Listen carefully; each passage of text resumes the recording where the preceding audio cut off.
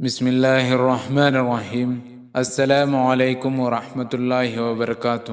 ناظرین، ہنسی، خوشی، غم، غصہ، یہ تمام احساسات انسان کے اندر قدرتی طور پر موجود ہوتے ہیں۔ ہر طرح کی صورتحال میں انسان رد عمل ظاہر کرتا ہے۔ تجربہ شاہد ہے کہ غصے کی شدت کے وقت آدمی کی دل کی انتہائی خواہش یہ ہوتی ہے کہ وہ اپنے غصے کے تقاضے کو پورا کر ڈالیں۔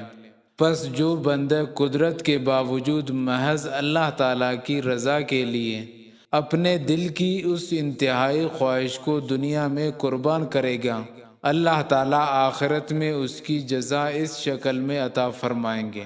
سہل بن معاذ اپنے والد ماجد حضرت معاذ رضی اللہ عنہ سے روایت کرتے ہیں کہ رسول اللہ صلی اللہ علیہ وسلم نے فرمایا، جو شخص پی جائے غصے کو، دران حالے کہ اس میں اتنی طاقت اور قوت ہے کہ اپنے غصے کے تقاضے کو وہ نافذ اور پورا کر سکتا ہے، لیکن اس کے باوجود محض اللہ کے لیے اپنے غصے کو پی جاتا ہے، اور جس پر اس کو غصہ ہے اس کو کوئی سزا نہیں دیتا، تو اللہ تعالیٰ قیامت کے دن ساری مخلوق کے سامنے اس کو بلائیں گے اور اس کو اختیار دیں گے کہ حوران جنت میں سے جس حور کو چاہے اپنے لیے انتخاب کر لیں۔